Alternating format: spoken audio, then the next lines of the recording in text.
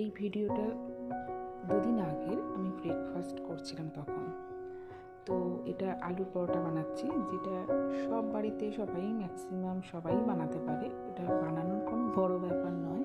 তবে হ্যাঁ, কিছু কিছু ইনগ্রিডিয়েন্টস যেগুলো আমরা দিই, কেউ অন্য কেউ দিল না, এরকম ব্যাপার হতে পারে।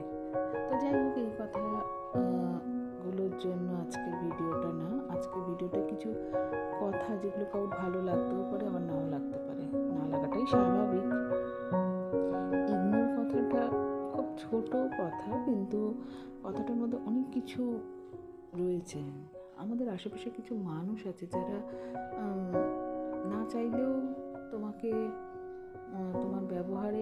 তাদের ব্যবহারে তোমাকে বুঝিয়ে দিতে চায় যে তুমি যেটা করছো ঠিক করছো না। কিন্তু আমার মনে হয় সেসব মানুষকে টলারেট করাটা উচিত নয়। কারণ তুমি যত বেশি তাদের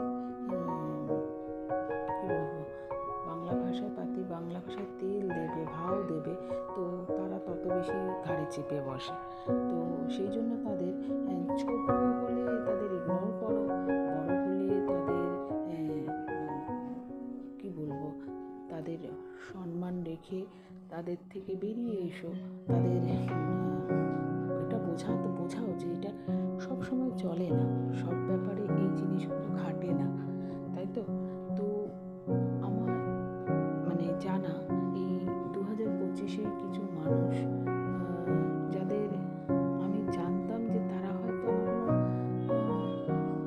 আমার কাছের কেউ না, তাদের কোনোদিনই সেরকমভাবে ভাবিনি তাদের নিয়ে। হয়তো দেখা গেছে তারাই কখনো কখনো পাশে এসে দাঁড়িয়েছে এবং তারাই আমাকে অনেকটা মেন্টালি হেল্প করেছে। কিন্তু কিছু কাছের মানুষ যারা ভেবেছি যে তারা অসময়ের সাথে থাকবে, কিন্তু দেখেছি যে কোনো একটা সময় তারা দূরে সরে গেছে। সামনে আছে, অথচ তাদের কোনো অস্তিত্বই নেই সেখানে। হয়তো দুটো কথায় আমার ভালো হতো, কিন্তু সেই দুটো কথা সে বোবার মতন থেকে গেছে বসে। তো এইসব মানুষকে সহযোগিতা করতে করতে একটা সময় তারা বিষের মতন মনে হয় এইসব মানুষের সংস্পর্শগুলো। তো সেক্ষেত্রে তাদের থেকে বেরিয়ে আসা ভালো। যত তাড়াতাড়ি সম্ভব তাদের ওই হাসি মুখটাকে, পেছনে যে একটা ভয়ঙ্কর রূপ আছে, সেটা থেকে নিজেকে বাঁচানো উচিত এবং সেই জন্য তাদের ইগনোর করা উচিত।